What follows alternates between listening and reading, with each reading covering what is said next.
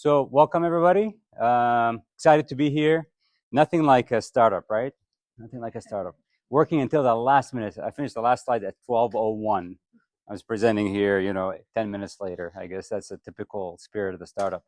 So let's get an idea of who you are first, and I'll tell you about myself. Start with you. Yeah, I'm Jad Edgar. I work over at Toolkit Media, video editing and videography. Do you have a startup? No, I'm just I work for the startup. Sounds good. Sounds good. My name is Zach Ryan. I am a startup here at Winston Starts. I'm in the business of medical device. Congratulations. Sounds good. My name is India, and I work with STEM with Amy. Okay. Startup. Okay. Very good. So I'm the founder of STEMs. We work in the cut flower industry. Oh, So wow. Campaign, local farms. Awesome. With wholesale buyers. Very cool. Alan Cox, part of Winston Starts, have a company here called Point Insights, and we are a SaaS company. Nice. Helping companies save money on cloud and AWS. Very good. Very good. Very good. My condolences. I'm sorry about that. Okay. Hi, Nicole, 𝗭𝗶𝘁 𝗂𝗏𝗂 Botanical Manufacturing. Daniel Johannes, founder of Renaissance Fiber, which is a company that makes hemp fiber for textiles. Oh, wow. Amazing. Jeff Wolf, mentor here, a lawyer by trade. Lawyer. Yes. Awesome. And I'm Dave 𝗧cie, founder of Beam Dynamics. We're a SaaS platform for resource management for media, entertainment, and sports. Okay. And those two guys that decided to go to the back of the class?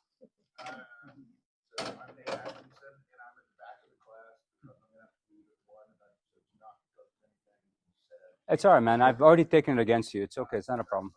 I've got 4 startups that are in the food and beverage industry. Fantastic. Very good. My name's Houston. I also have to leave at 1. I run Better Impact. It's a B2B SaaS in the volunteer sector. Okay. Very good. Very good. And just real quick, can you just shout out the year you were born? Not necessarily the year, the decade you were born, 80s, 90s, 2000? 70s, yes. Yes. 80s.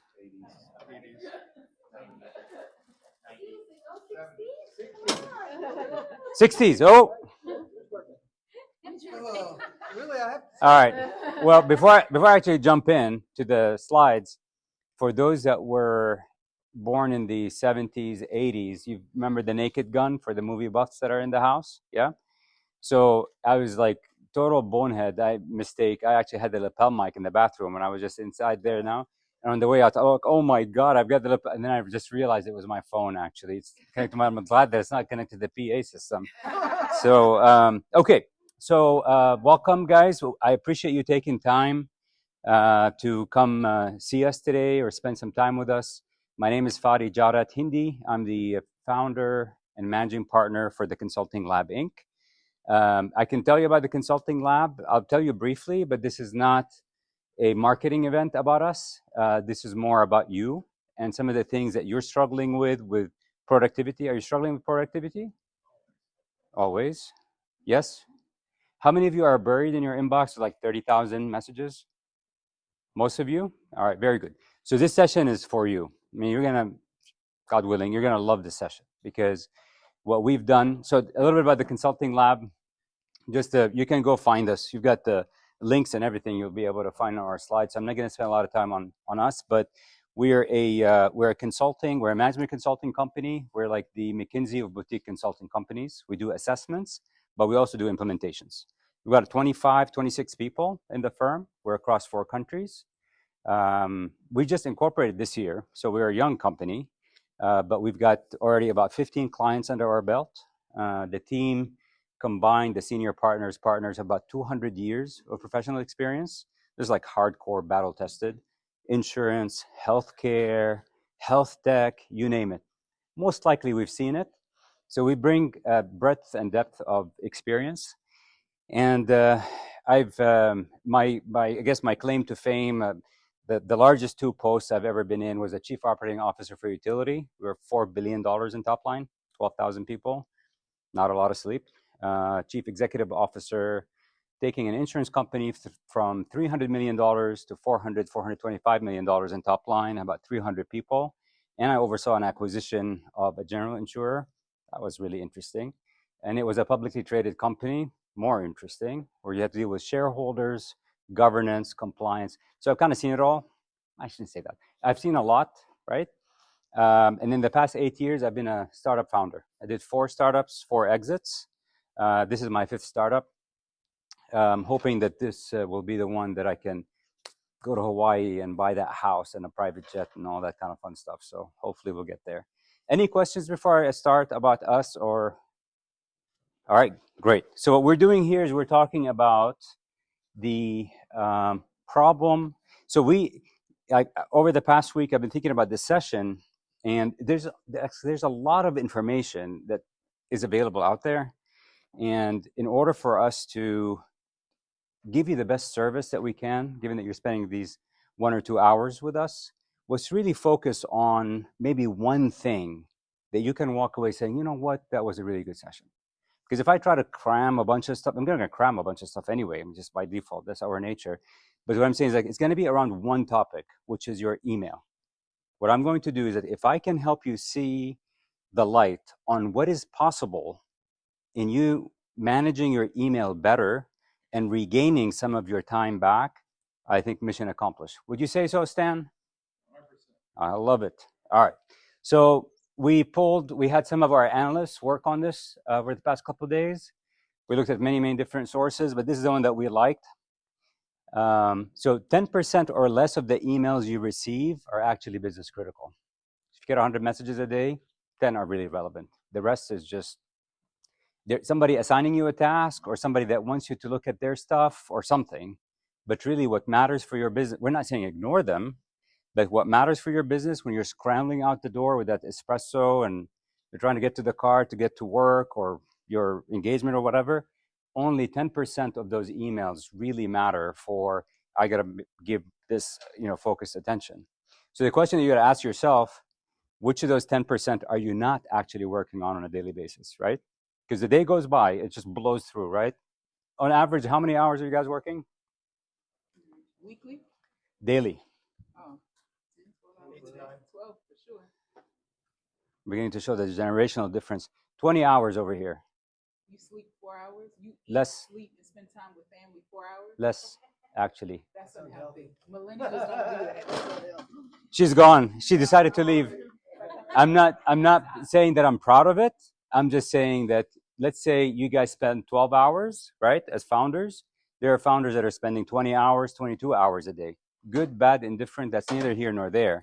But what we're saying is if that's the amount of time that we're spending, and I still feel like I am not caught up, then what's happening with the emails that I'm leaving in that inbox? Just think about that for a second. Wouldn't it be awesome if you could actually say, here, give me the 10%. I want to focus on those today. And the rest, if I can get to it. Wouldn't that be cool? Mm-hmm. So this is what we're going to try to do here. So the other thing is that almost 11 hours per week or 3 days a month are spent on low-value emails. I mean, that's a lot of time if you really think about it. And if you're building I'm assuming some of you are on the same journey. I'm on a journey, God willing, $100 million in 5 years for the business, right? That's the magic metric. If we're working on building a business like that, this is very important, right? So we have this concept called zero inbox or inbox zero. If you have not heard of this, we'll give credit where credit is due. This is actually a Google fellow or a Google manager or director or something that came up with this. It was a 2007 presentation. You can look it up. His name is Merlin Mann, and he actually talked about Google is Google Mail, right? So he said that inbox zero, well, first of all, it's a system for processing email so your inbox stays empty, or let's just say the things that you need to action are gone. Like you don't have things to action, right? So you can actually focus on the things that matter, work. Because what happens is, how many have been in corporate? Oh man, I love corporate. How many have been in corporate? 1, 2. Matt, you gotta raise your hand, man. Dima. So, by the way, just by way of introduction, Dima is our partner in the Americas for organizational design, learning, and development, and she's also the executive director of our academy.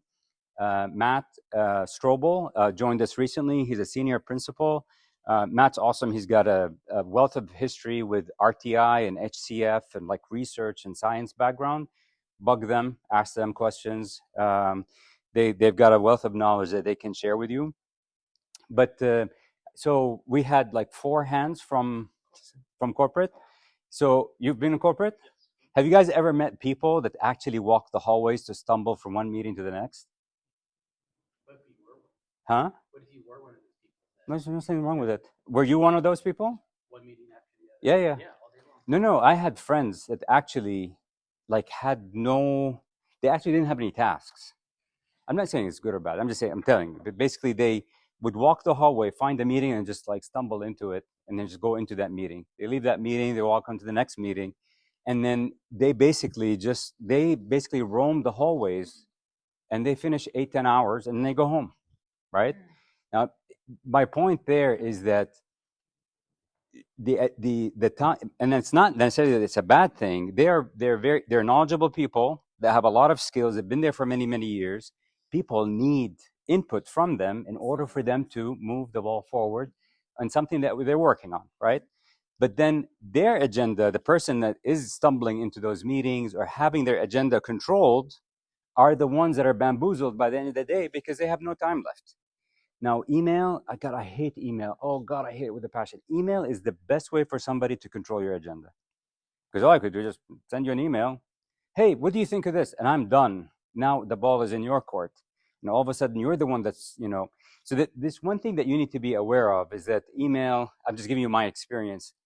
I think when I started, which was very weird for an executive, when I started as CEO of that insurance company, I refused to look at emails until 10 o'clock at night.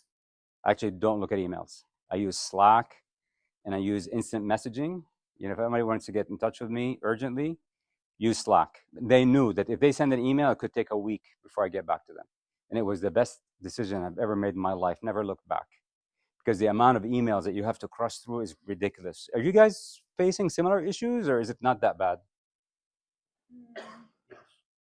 Yes? Okay. And they also, well, not to steal the thunder of the presentation, but the AI Please steal it. and all of the email things now can help, like it helps with. Well, this is what we're going to be talking about. To you, like I don't like checking emails. Yeah. Like at the very end.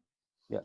And do you see a disconnect between you have 20 people on the team, but between Slack and email, because some stuff will go through Slack, some will go through email, Right. so you get this crisscross of.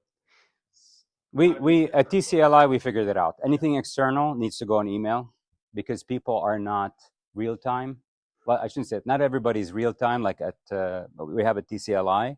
So it has to go through email sometimes for legal purposes for the lawyers that are in the house. So you can still use Slack for, God forbid, for like a lawsuit, but because I've been down that path before. But I think that anything that's external, for example, communicating with Stan and Winston Starts, they're not on our Slack. How is he going to know? And how would we be able to kind of coordinate that? So that would go through email. So inbox zero isn't about having 0 emails. It's about spending 0 brain power on managing them, right? And then now with the advent of generative AI, we actually want to see how we can take advantage of that to help us with this problem. So what are some of the key points for founders? These are just like the top 4. By the way, we always like to keep anything we talk about less than 7 bullets, like 7 items max. Usually 4. As I'm getting older, the less the better. So the problems that we face is constant context switching. We jump in and out of emails. It kills focus. And there was one of the senior partners, the guy that runs our MENA region, and I were having a debate once, and we were talking about multitasking. And he can't multitask. He just flat out can't multitask. So I was actually on a mission to show him that his way of working linearly is wrong, and he has to multitask. So I'm like, you're gonna have to read this book, and then we both go read this book, and the first thing the book says is that there's nothing that is really called multitasking. Multitasking is basically just switching between linear tasks as humans. You cannot parallel process. We are not a parallel processor. That's just the reality. So context switching is when you go from one topic to the next. And the amount of the, I mean, I know we can geek out over this. Go get the book if you want. The amount of time that it actually takes for you to switch from task 1 to task 2, there's actual time loss. And for you to switch back from task 2 to task 3. So if you're like me and you've got like 5 threads running at the same time, it is really not optimal, because you're 20, 30, 40% of the time is actually spent switching between these different things. So the idea here is that if we can get you to leverage generative AI so that you can focus on the thing that matters, your core business as a startup founder, I think that would be just that much better. Now, missed opportunities, what high value contacts as well as action items, especially with investors and pitches and things like that are buried in your inbox that you don't know about? I don't know. I mean, but that's definitely an issue. Decisions that you need to make that are not really surfaced because they're buried in blocks of text, right? And then just flat out, how many of you feel like just absolutely fried by 6 p.m. or 7 p.m.? Like you could, yeah? So just to make you laugh and to break the monotony, in preparation for this session, I've been kind of obsessing about it for the last week, knowing that Stan is going to be on my heels, and I want to do a good job because Stan is a good friend, is a dear friend, and I don't want to like let him down. So I'm like stressed. But last night, man, 7 o'clock, I was done. I just couldn't do it anymore. I mean, there's been several days of 20-hour, 18-hour days. My brain was fried, right? And I said, you know what, screw it. I'm just going to go have some, and I was doing intermittent fasting and blah, blah, blah. So I said, I'm just going to go get dinner. And I think 10 o'clock, 11 o'clock, I signed off and I got up at 4 in the morning. So I actually did sleep a little bit more last night. But this is definitely a problem. I mean, it's a huge problem. You feel like you are so drained, the energy is just sucked out of you. You just don't have the momentum to go. And this, I mean, again, it's just a typical founder problem. Okay, any questions before I move on to the toolkit? I was just going to say, in my corporate environment before I was here, we used to have a sound wall that says, ADD, it's not a disease, it's a necessity. Say that again? ADD, it's not a disease, it's a necessity. Attention deficit disorder. Oh my God, I love that. All right. Now, the consulting lab has a methodology called Compass that we're currently building out. And we're actually building a product as a part of our academy. Well, it's not a part of the academy, it's actually a part of the advisory. We use Compass for the implementation for all of our implementations. And we have like offshoots and extensions from that Compass. One of them is a law extension, law practices extension. So specific adaptations of Compass for lawyers. And we have tools, methodologies, techniques. We don't redefine, we don't reinvent the wheel. We reference things like 𝗭𝘗ci, balanced scorecard. So wherever there are existing well-established methodologies, we use them, but we add the glue kind of that puts everything together for transformation. I think as a part of Compass, there are some startup stuff, but for the most part, a lot of the Compass stuff is enterprise, more corporate. But there are some tools that startup founders will find useful, like this Zero Inbox, for example. And we talk about to help executives and individuals in navigating how to get to Zero Inbox. And there's a toolkit that's 4 layers. It's a kind of a framework that says you start with core, like at the core of the toolkit. Then you go into managing your inbox, managing your meetings, and managing automations. If you guys can kind of look at this toolkit and look at these 4 areas and kind of scaffold this, you start from the core and you work your way all the way through to automation, you're going to have some pretty cool stuff. Like you're going to be indestructible when it comes to email, right? But you are going to have to make an investment. So there's a time investment and a money investment. And straight off the bat, we are not affiliated and we're not going to get comped for any of these tools that are mentioned in here. We have nothing to do with it, but this is what we use.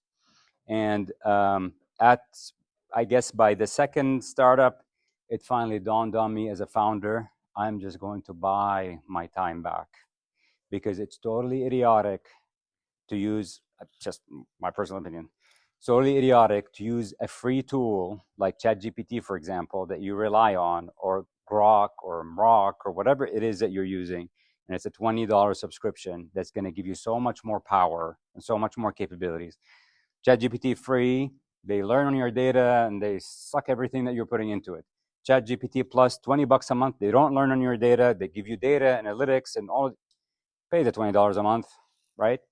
And just this is just advice from a founder to another fellow founder or founders.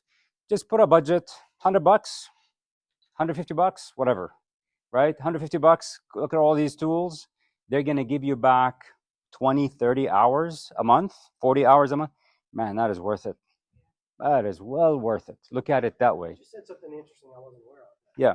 I knew that these AI tools feed information and literally kind of keep it around and hang on to it. You're saying that the paid services, they purge?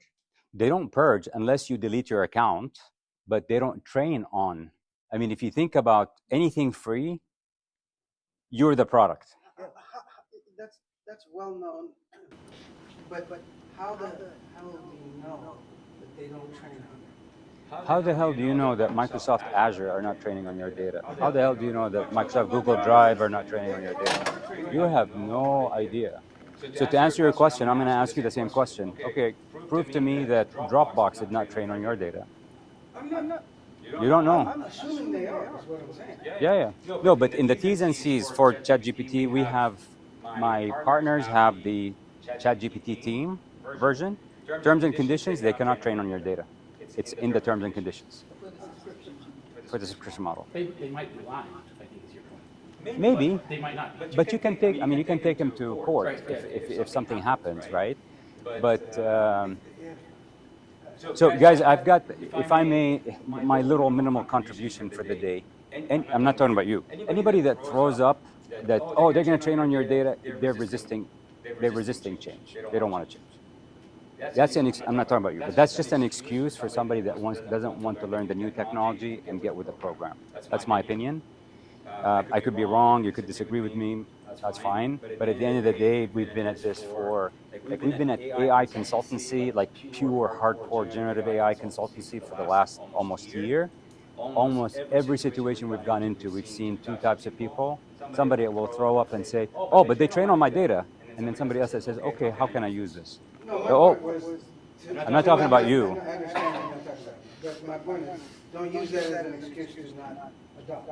Exactly. My point is, just assume they're training on your data, whether they Sure. say that or not. Sure. Don't use it Absolutely. Absolutely. Like that, there's enterprise level, like we ask the AI, that are, like, we're ISO certified, so we had to like go through the whole compliance thing, but like that's their bullshit, is they're SOC 2 ISO, they don't train, it's private. But I mean, you know, for that particular, you know, to carry that forward, so ChatGPT, let's set ChatGPT aside because it's like this red-headed stepchild. Microsoft Azure, Microsoft Copilot is ChatGPT underneath, right?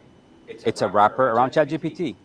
Okay, so what they're doing is that they're training on, I mean, you have to enable it. We've done this for a client in Charlotte. We just finished the conversion of a law practice in Charlotte. GPT, Copilot, Grok, Perplexity, whatever your favorite large language model is. I'm just saying, get the paid version, please.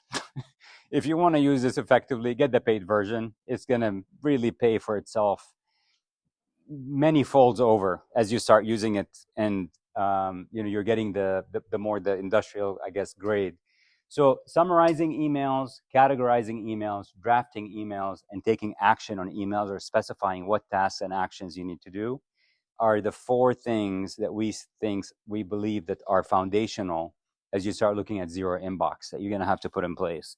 So we're going to look at every one of these. So here's the summarization, and this is, you know, I'm not going to demo this just for time, because what I'd like to do for those that have your laptop and phones, I'm going to stick around and you're going to play with some of these things. And I'm going to be around to answer your questions. By the way, download the presentation. It's available off of our website.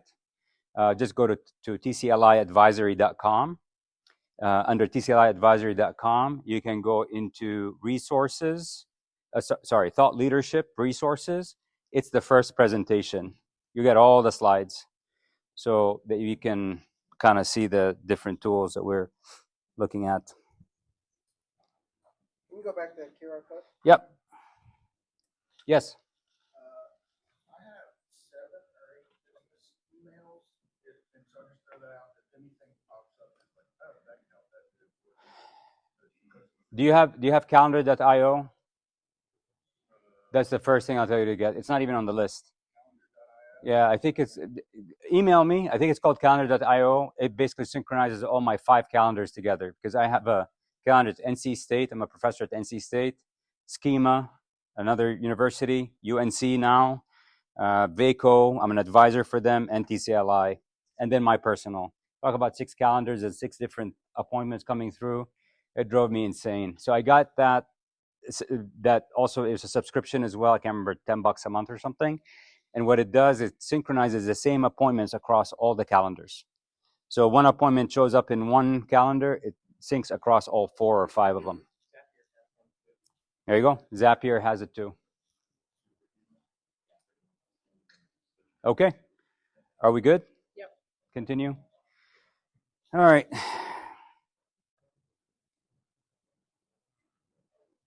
So this is an example of summary. The point that I was trying to make before I went back to the QR code, whatever your large language model is, don't stress about how am I going to do this? Is this copy paste or whatever? Let's just think about the concept, right? About prompting the large language model to do something for you. And just to kind of throw in some bits from my course. If you're interested in prompting, I'll put in a little plug. Thank you, Stan. We have the course for NC State's prompt engineering course starting in September. And we're taking the second cohort. The first cohort was, I'm biased, it was awesome. We got like a 4.7 rating out of 5. We were oversubscribed by 35%. So if you're interested, there are some seats that are still available. It's all in prompting in this world now. If you're not good at prompting, you're missing out. You got to learn how to prompt your AI. I think we know what you mean. Explain. All right. So we're going to do a little off-road here. So when you look at, I guess by the way of introduction, I also forgot to mention, and I say it humbly, I've been doing AI for 35 years. So before it was cool, before people even knew about AI. This is 88, 89 at NC State. I went to engineering back then. Were you born back then, Mr. Lawyer? Yeah, oh, fantastic. So what happened, if you look at the kind of the progression from the 50s when AI was first kind of envisioned by Alan Turing and kind of work our way through, the explosion happened in 2021 with ChatGPT 1, I think, right? And then we kind of see this hurling and this exponential thing that's happening. So if you take a look at the majority of large language models are trained on basically data that's available on the internet, for that matter, right? And I always say, and this is pun intended, in order for you to cash on the AI coin, if you are an entrepreneur or a business and you want to capitalize on AI in this age, there's a coin that has 2 faces to it. The first face is the training. Do you have a good model that you're working with, or are you working with a ratty model? If you're working with a ratty model, you can get ratty results, right? Doesn't matter. So the first side is training, and many people could disagree with me. ChatGPT is the best. Sorry, we've worked with Grok, Gemini, ChatGPT, even Copilot, which is a flavor of ChatGPT. ChatGPT is the best. It is what it is. Sorry, right? So on what? Because it was the first. I don't know if it was the first. Training involved.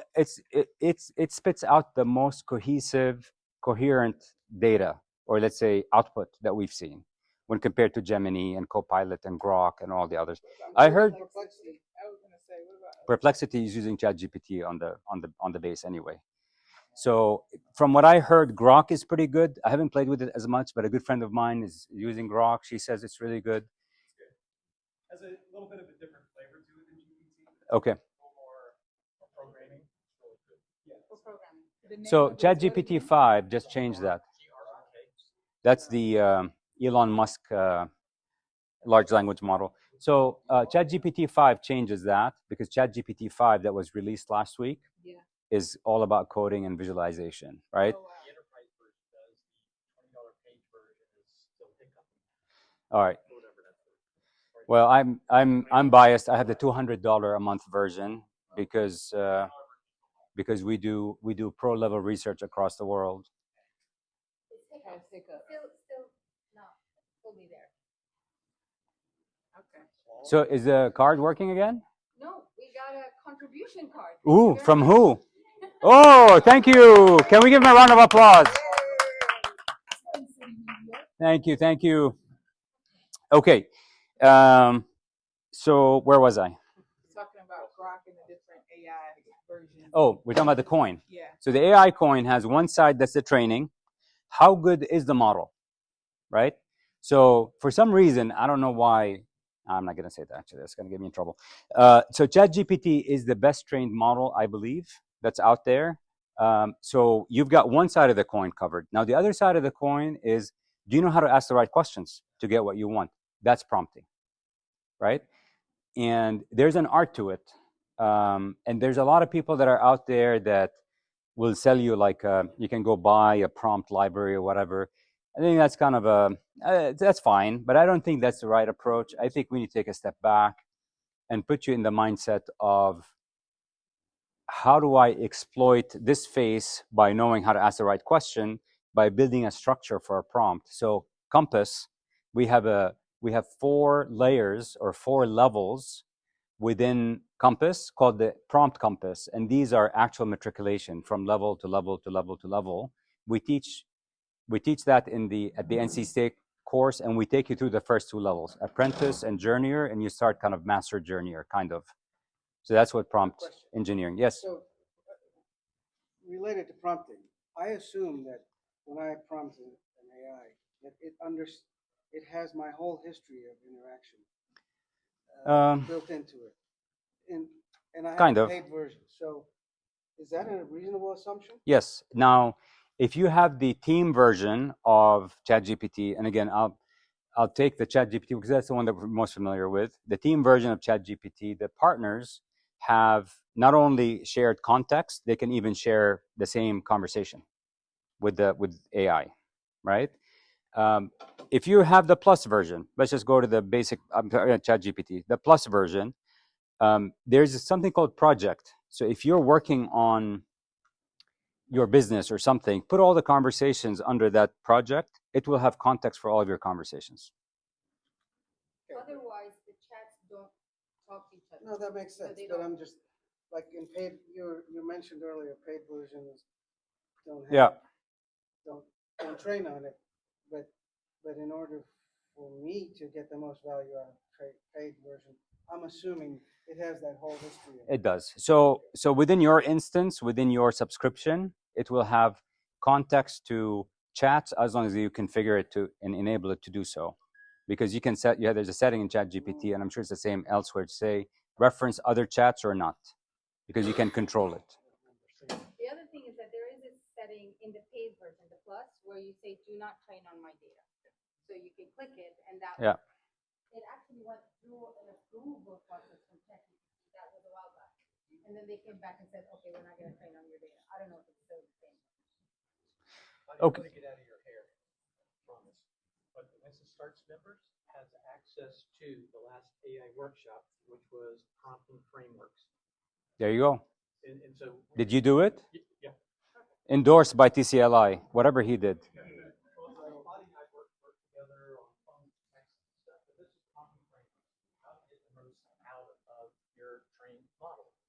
Requires you to think a certain way. So the way you think is the framework. It's a lot like you use craft, you probably use something else. Yep. But so I have craft, CRAFT, so I have context. So I give my prompt context, the role I want it to play, the actions I want, so forth, so forth, so forth. So once you master frameworks, you get much better results out of it. Thank you, Mike. I took Mike's workshop. It totally replaced our email marketing. There you go. Strategies. Like, Take Mike's workshop, or come take my class. Yeah. But we have a document that shows you There you go. Is this on the Winston Starts?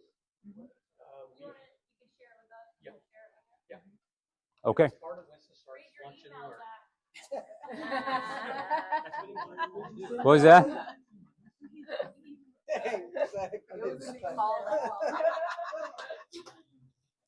Okay. I'm overwhelmed. So here's an example of a simple prompt.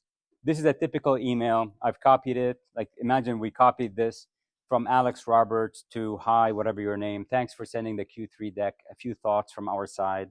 We'll need an updated financial model to reflect the last 2 months of sales. Please send by Monday so that the investment committee can review. Does that sound familiar? You guys get some of these, right? So you take this email, you put it through a prompt, summarize the following email thread into exactly 3 bullet points, each starting with an action verb, an action keyword, deliver, clarify, confirm as examples, include deadlines and key decisions, avoid unnecessary detail. This is the output. Investment committee meets Tuesday, updated financials model due Monday. Clarify CAC discrepancy between deck and prior email, follow-up call. Isn't this awesome? This, I mean, just looking at this, you get depressed, right? And versus looking at this like, yeah, okay, I know what to do. I mean, and I think that's kind of like the intent of summary. Imagine applying this to all of your emails, especially the long ones that you get like an email chain that just goes on and on. I mean, thank God I'm out of those. But I mean, just like. And now with like Google, like Gemini gives you that summary, right? So there Yeah. are some tools that are already available that way, but if not, definitely and so on. Categorization. Same thing. You got all these, like, this is abbreviated, of course. One from Alex Roberts, follow-up, Q3 update, investor request, update. Imagine each of these are like lengthy emails, 1, 2, 3, 4, 5, etc. Here's a prompt. Categorize the following emails into 3 groups: urgent, time-sensitive, important, strategic, and low priority, FYI. For each email, include the sender, the subject, and 1 sentence giving me the reason for this entire email. And this is what you end up with. But imagine this being like 10 pages, and you end up with something that looks like this. Here's urgent, time-sensitive. It's 1-liners. Isn't this awesome? What do you guys think? Yeah? Feel less overwhelmed just looking at the screen. That's right. Yeah. Action. Yeah. When you are writing emails to people, do you consider how their AI tools will digest your email? Like, do you care about that? Not really. But what I do care about is matching my tonality and my structure. And it's never our recommendation at TCLi to ever remove a human from the loop. We never, like, our associates are all AI. We have our own AI called Navi. Well, every partner has their own AI. So mine is called Navi. Dima's is Kaya. The senior partner in Dubai, hers name is Raya. I can't remember. So those are trained on our writing style and our context, right? So as long as that's the case, then we can create content, but a human still we still review it. We never send anything out the door without looking at it, right? And usually we are not. I mean, at TCLi, we don't write a prompt that says generate a presentation. We don't do that. We give guidance. We have very specific. We're very meticulous. We have a very specific set of requirements and frameworks that we use. So we guide AI on what to do. We don't give it, like, we have guardrails and we have structure and a blueprint before it actually gets off. We don't let it kind of go off on its own. And then the output gets reviewed and we kind of iterate on the output until we get it the way that we want. So think about it as having associates, but they're digital instead of like a human. Okay. Draft. I think this is are you guys using AI for drafts? Yes. Yeah. Primarily. Somewhat. Primarily. Primarily? Sorry, I thought that you were saying kind of. How about you? No? Be honest, guys, so you can benefit. Yes? No? Maybe? I use it more for drafting than for filtering incoming email. Oh, you need to start using it for filtering incoming email too. No. Okay. So this is a sample of what it might look like when you're doing it without using AI for draft. This is a potential partner or an investor. Hi, John. Thanks for reaching out. Yes, let's talk about working together. I'm pretty busy next week, but maybe we can set something up. Let me know when you're free. Typical message, right? Versus you say, here's what you start with. You put it into your AI and you prompt it. Say, rewrite the email so it's clear, professional, aligned with my tone. Make it approachable but confident. Keep it concise. Offer specific times for next steps. You're going to be very specific because, you know, this is just inviting back and forth. Yes, that's exactly right. From my perspective, is like, if you are able to take that much time to write that damn prompt, why couldn't you draft that email that way in the first place? Ask the people that don't. I don't know. Well, I know for me, because it saves. Do you have a paid? Yeah. Okay, so it's got all the stored conversations there. So you only have to put in that prompt once. And then I say, like, I've got a new email. That's right. New pricing. You just put it in there, and it takes all you've done. So it's actually just copy and paste. So it's 2 copy and paste. But the prompt you only write once. And then if you spent a lot of the day on the phone and meeting, you may have a general concept of what you want to say, but just not the intentionality to be able to layer it all out. If you could put the concept into a prompt and get it to a place before you send it to a person, they don't have to know how fragile you are when you're sending it. Mark Twain or something like that said,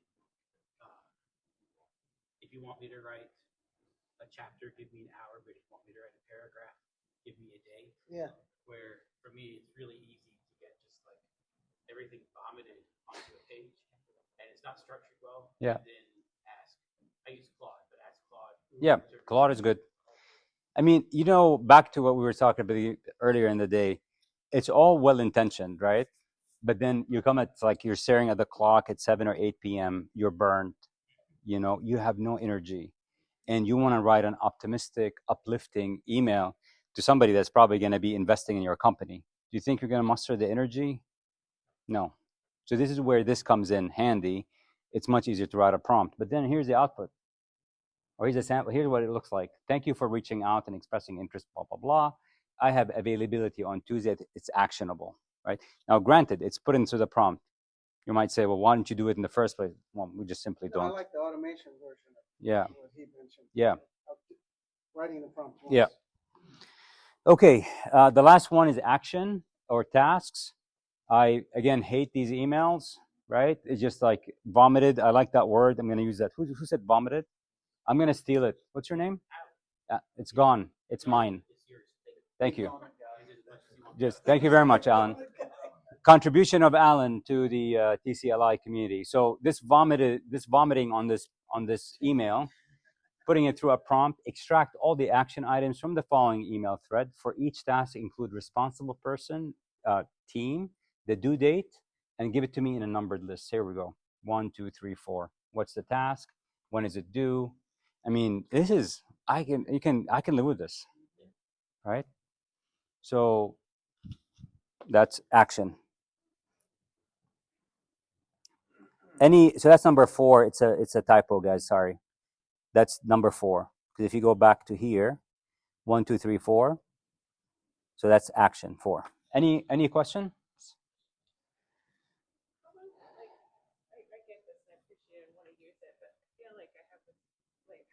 How comfortable do you get to the point where you're like everything's being done? Like It takes a couple of weeks. It takes a couple of weeks. I mean, I think that it has to get worse before it gets better, kind of a thing. But if you go, and this is kind of like our recommendation as TCLi, go into it realizing that that's the case. That journey is gonna be easier. All right, I'm gonna have to muddle through this. It's gonna suck, for a couple of weeks, but then your productivity is just you just take off, right? Because now you get it, you understand, and you're able to just, a lot of hours are coming back into your day. It's well worth it spending a week or 2 doing that, because if you think about it, you can have the rest of 2025 as super productive. 3x, 4x, 5x. This meeting with understanding the mechanics of the automation. Okay. Right now, I love what you're saying. I'm still like, how do I automate this? Okay. Can you tell me a little bit more? I don't understand what you're saying. I use probably an email client that nobody else uses, Thunderbird. Okay. So, like, it's not very. For instance, friendly. How do I connect Zapier to my email client so that it, as Jeff said, like pulls a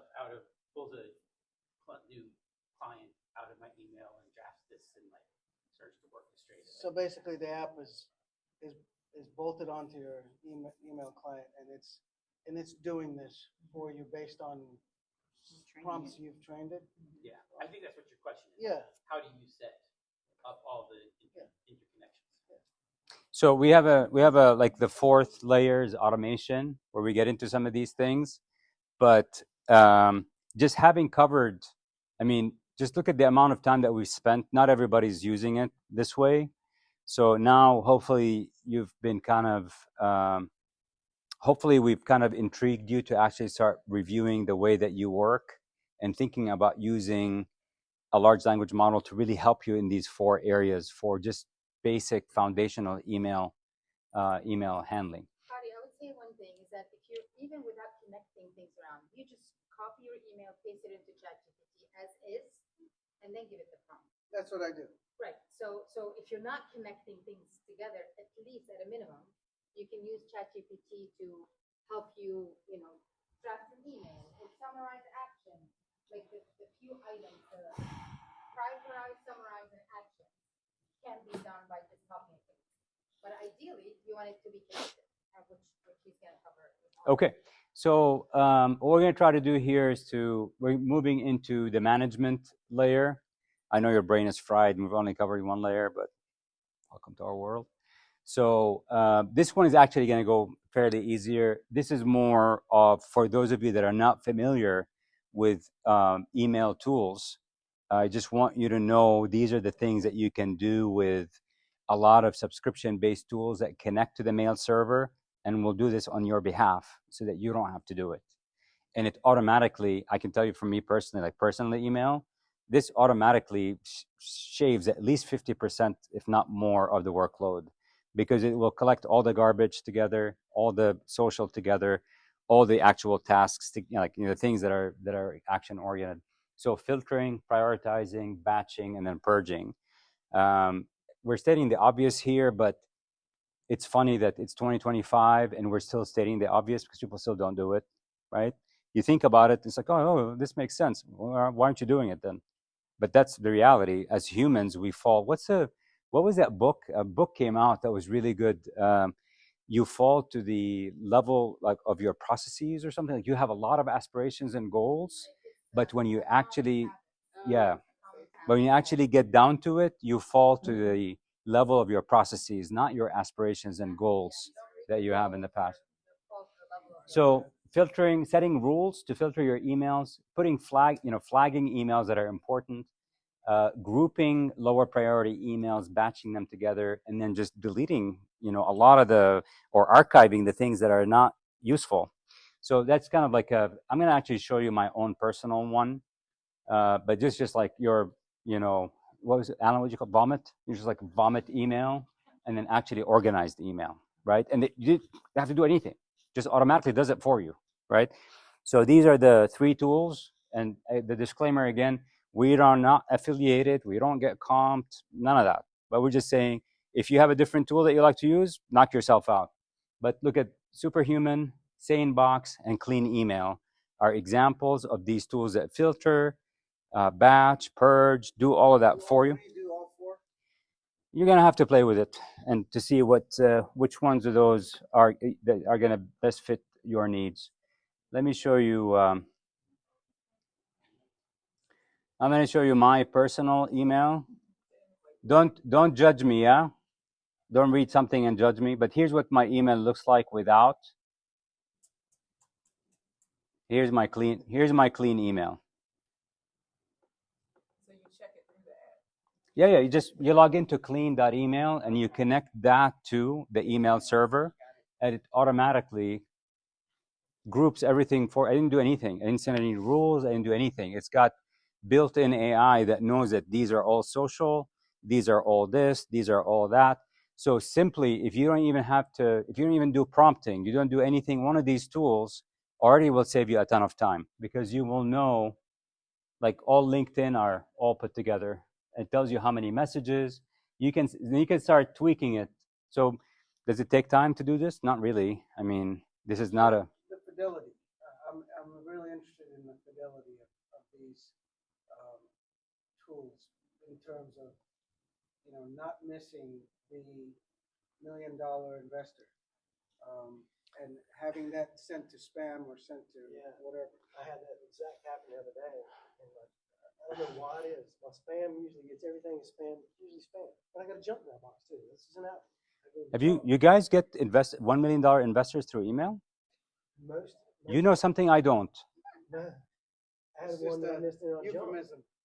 Yeah, well, I got some news for you. If it's $1 million investment, they're gonna be coming through the phone. Does anybody use the because Gmail's got integrated promotion, social, and updates? Three tabs. Yeah. Is anybody using this as well as that? Because that seems to keep your inbox pretty clean. It does, but it also fails, and for the same reason that some of my Thunderbird cleaning tools. Well, Thunderbird's the issue there. Thunderbird's the issue. But- I get it. But I'm locked but into on Gmail, so anyways, but you're not using I have we use Your you. Gmail is still your inbox, even if it separates social and Yeah, spam yeah. and stuff like that. Your inbox is still full, so you can technically. No, what doesn't it's not in the inbox window. Like my It's on the my tabs, right? promotions, It's got like Right, right. hundreds and hundreds, but my inbox is all Correct. red. Right.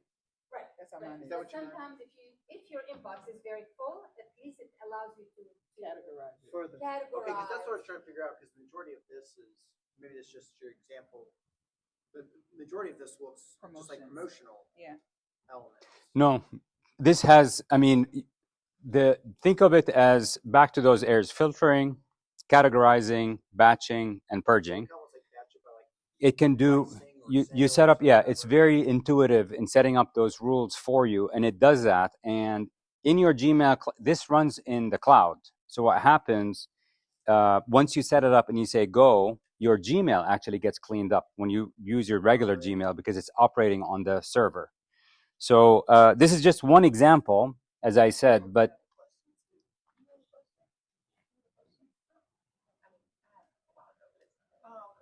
well, yeah, I mean, feel free to go ahead and ask your question. No problem. Okay, great.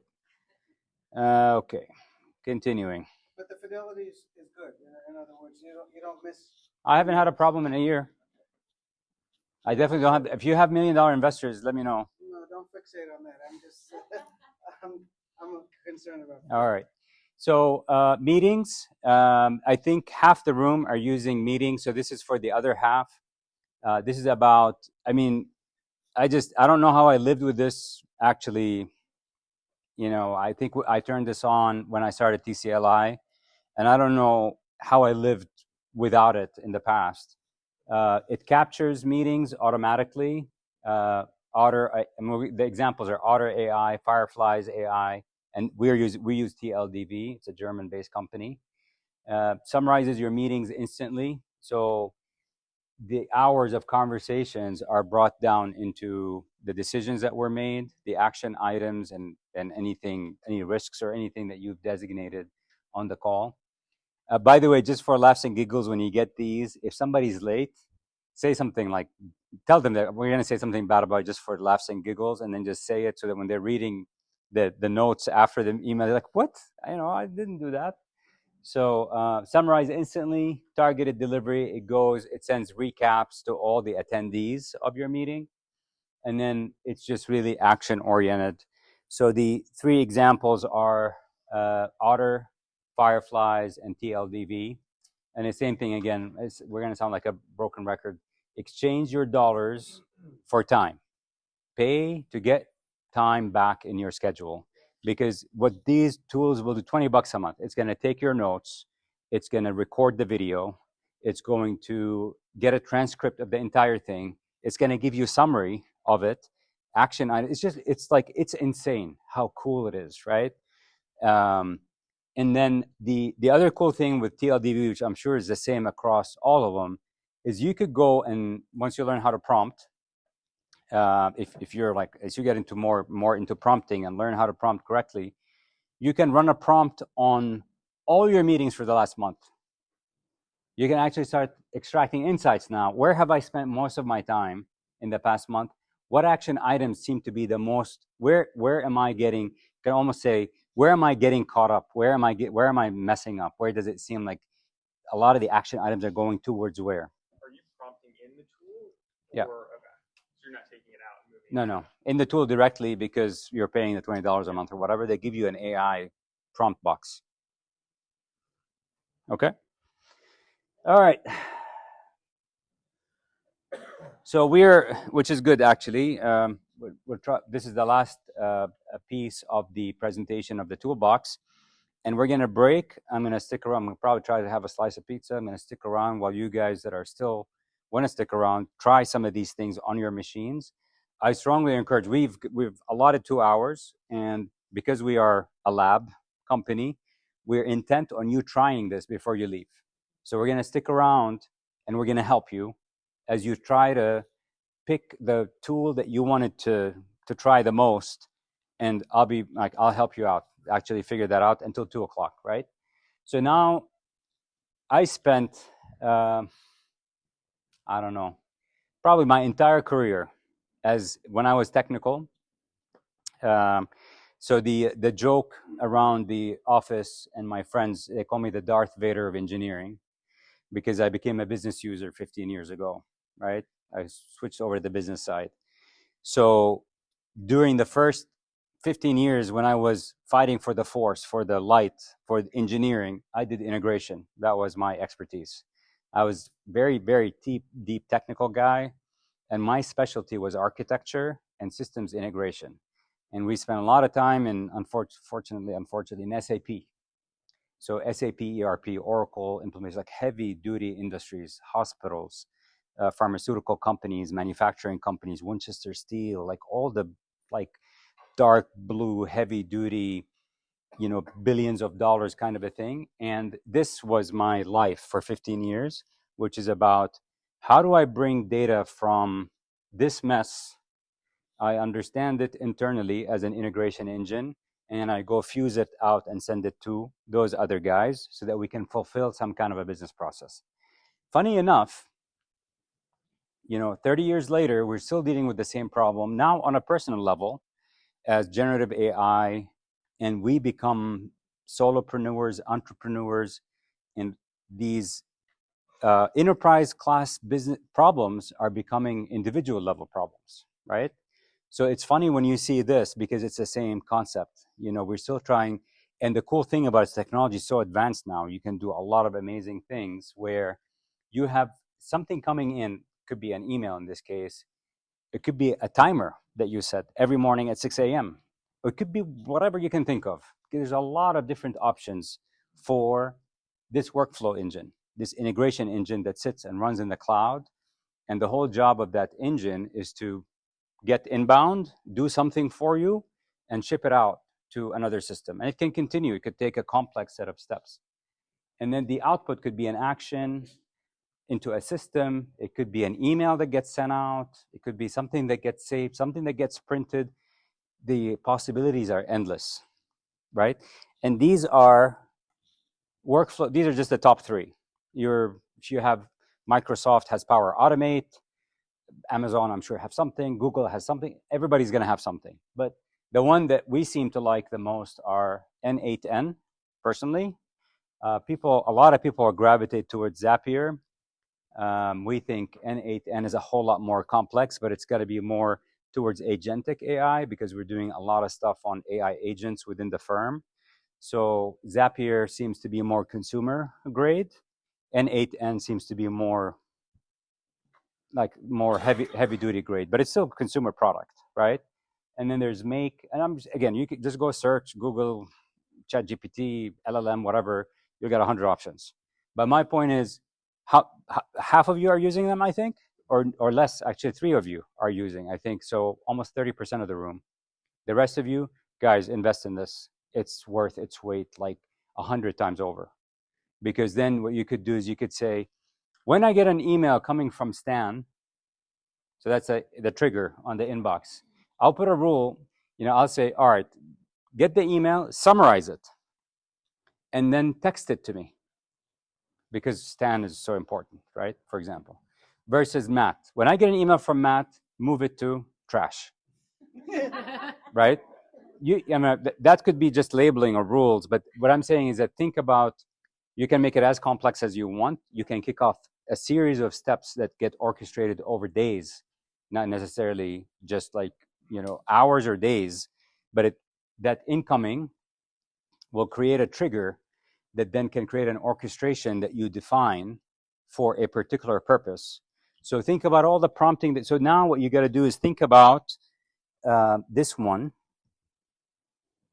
Think about these 3 layers, right? All the stuff that's happening in these 3 layers. Now add automation to where you can start fusing things together now, summarizing and creating new content for you to consume. Now, I don't know what that is. I'll give an example. Go ahead. With the client lawyer that we were working with, they were missing court dates and mediation dates because of all the emails that were coming in.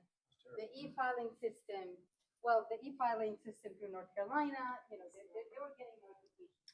So one of the things that they were looking at is automatically, once you receive that date, it kind of gets pulled into their management tool, the tool that they're using to manage all of these. So that was one example where it was really critical for her to be able to keep an eye on those critical. They're like her $1 million deals, but she doesn't want to be missing them. And with the team that she has, very small team, it was a perfect example where she was able to kind of look at that. I like the text option because, when you're on vacation, you don't really want to be looking at your emails. Exactly. Well, and then they also say that text marketing is actually more effective than email marketing. It is. So it is sometimes actually better to be able to get things to a versus Yeah. text. Okay. So in summary, guys, we're just going to conclude by saying, if you look at you should have access to, you have the slides. Everybody have the slides, right? So the toolkit has these, take this, bastardize it, do whatever you want with it. These are the 4 core competencies we believe that you need to up your game, like by 10 notches in to get to zero inbox. And if you really start thinking about it, you're going to start coming up with ideas. You're like, holy shit, I should have thought of this a long time ago. Once you make the decision here today to invest the time to figure out how to control your email, because that's going to give you time back in your schedule. Questions? Drinking from the fire hose? If it makes you all We'll feel always better, do that. This is the first time that I've heard most of this. So as Bonnie said, a recent addition to TCLi, I come from a world where I spent probably the last year of my life helping different teams figure out use cases. And it was Copilot. It was Copilot. It was GPT, a little bit of Grok, and so forth. And enterprise, a little bit different, obviously, than the startup community. But what we found is this is not monolithic. And so you get a lot of people out there saying, do this, do this, do this, but it's not tailored to you. What struck me the first time I talked to 𝗧cie about this was the basics are here, and it gets tailored to what you're doing. That's where we had the most success across our teams was you need a use case for what you're doing. To Dima's point, you're an attorney, you're missing codes. Okay, great. That's not going to work for this team over here, right?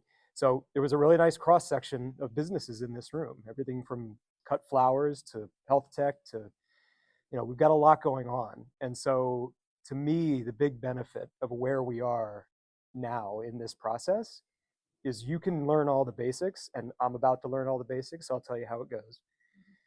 It's terrifying right now, but we'll get there. Because I know a little bit of prompt engineering, right? This is like light years ahead of where I am. And I've been doing this for a long time. So my point in saying all this is just to say, you witnessed this presentation, you took in a lot of information, and my hope is, if you remember 1 or 2 things, or go back to 1 or 2 steps, because that's what I plan to do.